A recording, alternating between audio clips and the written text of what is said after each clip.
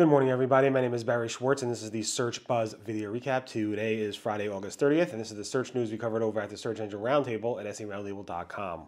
We got the Google Core update still rolling out, the August 2024 update. We have some poll results for you. We have a lot of SEO topics to discuss. Google Ads added a bunch of cool new features. Yelp sued Google, and a lot more, so definitely stay tuned. And of course, I'd like to thank our sponsor, SEMrush. Make sure to check out SEMrush's global marketing conference named Spotlight. At Spotlight, you will be able to get answers to the toughest marketing questions you're facing. Spotlight will be on October 30th in Amsterdam this year, so definitely check it out. You can learn more at SpotlightConf, that's conference, so SpotlightConf, CONF.com. Thanks again to SEMrush for sponsoring. Deeply appreciate it.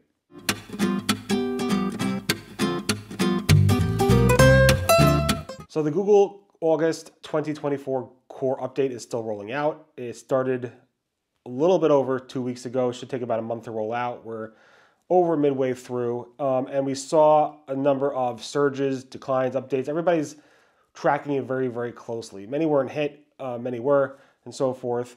Some saw their rankings go up, some saw them go down, some saw them reverse. Even this morning, I'm seeing ups and downs with this core update. So it's still definitely not done yet. So definitely stay tuned, but we have a lot of different charts from Glenn Gabe earlier this week, Marie Haynes, Lily Ray, and a bunch of other SEOs that we covered, including a video from Glenn Gabe talking about these surges and so forth. There's lots of movement with this core update, a lot more than I've seen with previous core updates. So definitely hang out. It's still the whole hang on, or whatever you want to call it. It's still definitely rolling out. Then I posted this morning, I did a poll a couple days ago asking SEOs, how are they impacted, up, down, same, whatever. I posted this morning on Search Engine Roundtable the results of that poll. We had almost 4,000 votes on those polls. Again, it was not nuanced at all. I kept it very simple. Are you up? Are you down? Or are you the same? Now, of course, the SEOs manage many websites with many ups and downs across many sites. Of course, I didn't go into the details. If you were hit by the helpful content update, or if you were hit by the past core update, were you up or down based on that? I didn't go into those details. I said, are you up, down, or whatever? And of like the almost 4,000 results, most people, I would say in the 40% range, the graph is right over here, 4% or so said they're down. Only 27 or so percent said they're up, and about 29 or so percent said they're the same. And I have these polls across different platforms, so LinkedIn, Search Engine Roundtable directly, and X, and the distribution is about the same but slightly different, so you might want to check out that distribution chart over here. Google said that they may now use your OG title, which is generally used for social media, for your title links in the actual Google search results. So Google uses title links many ways. They could get it from your title tag. They get it from links, anchor text. They get it from many, many sources. And one other additional source may come from your OG title. Supposedly, Google is using this for Google Discover for a long time. So just keep that in mind. Now it's actually officially in the documentation. Google has overhauled its actual SEO video documentation. This SEO video documentation has been updated. The main thing is they actually really expanded it to answer the question of why is my video image thumbnail not showing as a video thumbnail in the Google search results. And they talked about watch pages and so forth. So definitely take a look at that. If you do any SEO related to video, you definitely want to take a look at the new updated Google document on video SEO. Google has also updated its organization markup documentation, the search developer documentation. They updated that first paragraph basically to say that some properties can influence which logo is shown, while others are used behind the scenes. Now, again, this confuses me. I wish they would make it a little bit more clear on what that means, but definitely take a look at that if you're using organization, structure, data, or rich results. Google also said we generally don't try to make up variations of URLs. So people are complaining on SEO office hours, and it says, does Google crawl subfolders in a URL path which don't have pages? Would this be a problem? And basically, John Mueller's like, we generally don't make up URLs on sites that don't exist. You generally get it from crawling other websites that linked poorly to these websites. So keep in mind, Google doesn't generally do this. Of course, generally means they may do this, of course, and there are examples when Google will try different URLs to be smart, but generally Google doesn't do that. This is a funny one.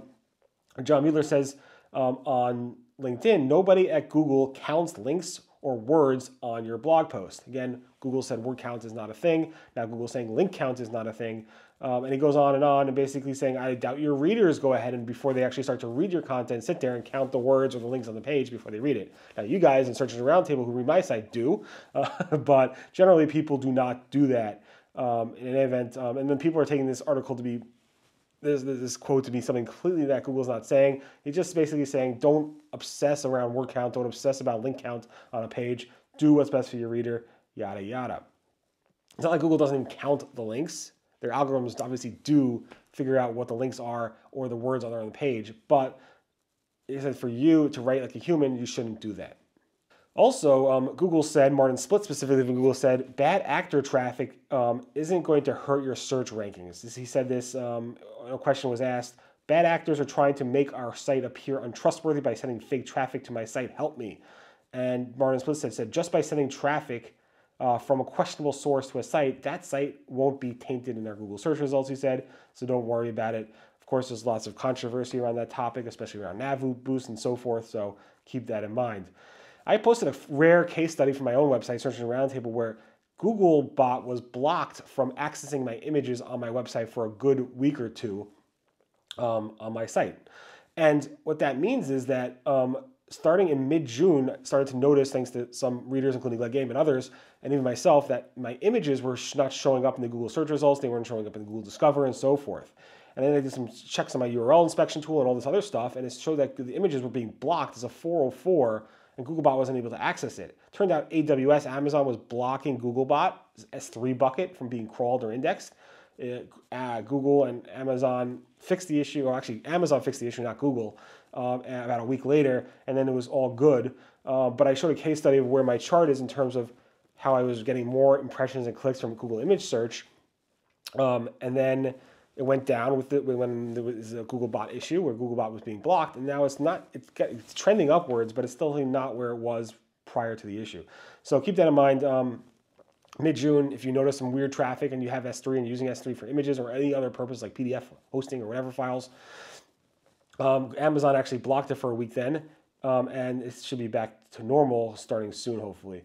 Google Ads announced a bunch of new features this week around Merchant Center and shopping and so forth, including shopping trends reports, including other things around Merchant Center's generative AI-powered insights. We saw Google Ads insights powered by AI. Now we're seeing from Merchant Center-powered AI insights.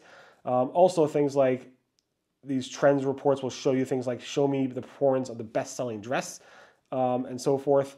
Also, Google announced a bunch of features like automated onboarding processes, the pick up later feature was expanded, a new profit goals feature, and brand exclusion, plus a lot of other things in here. So definitely take a look at that. If you're using any of these features, you want to check on them. According to a lot of people, these aren't necessarily new, but Google's announcing them as new. But a lot of these things have been out for a while, so you probably have seen them anyway.